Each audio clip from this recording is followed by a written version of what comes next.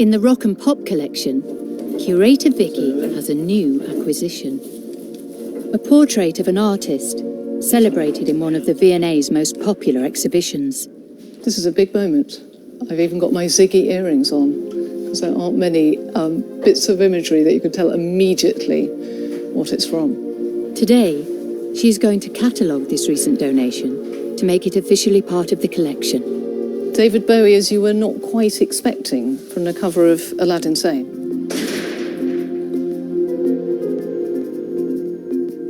Probably the most famous image of Bowie is the one that appeared on the cover of Aladdin Sane. But the fact is, this was part of a series of photographs, and what we have here in the collection, it's a key piece in an explanation of the creation of that iconic image, but that is also in itself a very distinctive and amazing photograph of David Bowie.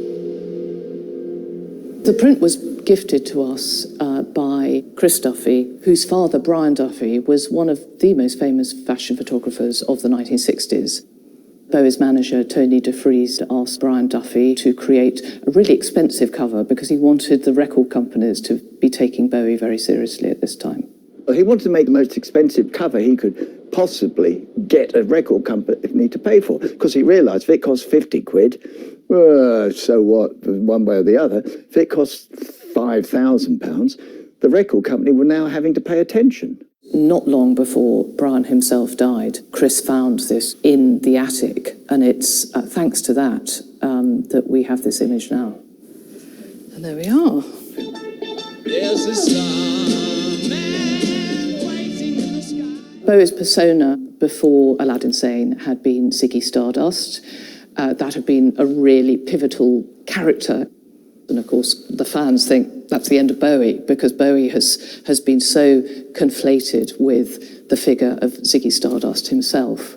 But his next creation, Aladdin Sane, would become one of the most famous images of Bowie. The use of that lightning flash always brings you back to David Bowie and Aladdin Sane in 1973. My job is to tell stories about these objects, and when objects are given to us, they're often given to us by the designers, the artists, the photographers, and so on. And they often have a unique history that can really bring those objects alive. Vicky wants to unpack more of the story of this rare object. And so she's invited the photographer's son, who donated the print, to look at the photograph's history close up. Hey. Aha, there's the other masterpiece. Fantastic. How are you? Hi, Chris. To have Chris come in and talk about what he knows about how it came to be really adds to what we can say about the object. This is the original dye transfer, of which there is only one, and every single image that has ever been produced of Aladdin Sane has come from this original image. Although he was very young, Chris was actually there at the shoot, so that provides us with so much more detail. I was living at home at the time. My father, he had this ritual on a Sunday morning of blasting records out in the living room, and I was 17. I came down the stairs and he was playing this record, and I said to him, "That's fantastic, who's that?" He said, "It's a guy called David Bowie. He was playing Ziggy Stardust." And he said to me, "I'm doing his new album. Do you want to meet him?" And I said, "Yeah, absolutely." So he said, "Be at Trident Studios next Tuesday at 7 o'clock. I went down and knocked on the door, and David opened it, and he looked me up and down and he said, "Who are you?" And I said, "I'm Chris, Duffy's son." He said, "You're Duffy's son?" I said, "Yeah." He said, "Your father is a lunatic. Come in, come in, come in." David gelled with my father. They both had an incredible passion for art. The one thing David said to Duffy was, there has to be a flash in it. That was the only guidance, really. Instruction. Yeah. The flash was just makeup. But the David Bowie is Watching You print shows just how the famous album cover was created from the original photograph. You get this sort of perfect image. This is so interesting, isn't it? Because it sort of makes the shot, but also you think, who decided There should be a Duffy- teardrop on Yeah, the Duffy collarbone. decided that after the shoot. It's been described as a teardrop, but it's also quite phallic. So water, emotion, sexuality. It's very Dali-esque. If you look here, this is very subtly airbrushed.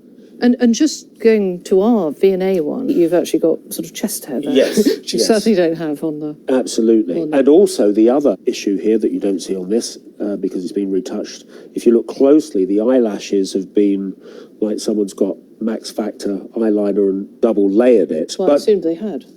No, that's airbrushed on afterwards. I mean, David, obviously, Oh, he loved makeup. he did. I mean, But it's he- done, yeah. you can see he has got mascara on here, but they really intensified it.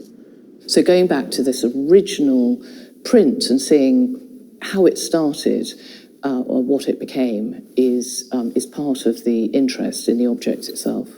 But here you can see very clearly the two different colour eyes, which was so much part of his image and part of his story. Another thing that makes it so extraordinary to have this image is that Brian Duffy, quite soon after this photograph was taken, gave up photography altogether, and he went out into the garden and burnt, in a symbolic gesture, a lot of his negatives and a lot of his work.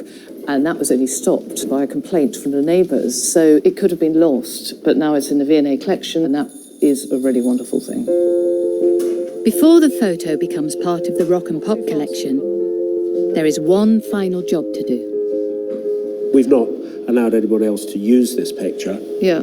and there are no other prints of it, so it is a one-off.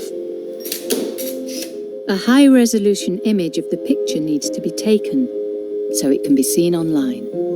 It's incredibly important for the museum because not everybody can come in and see the object itself. It ensures that it'll be something that can be researched and looked at for hundreds of years to come, which is quite a thought. Yeah, absolutely.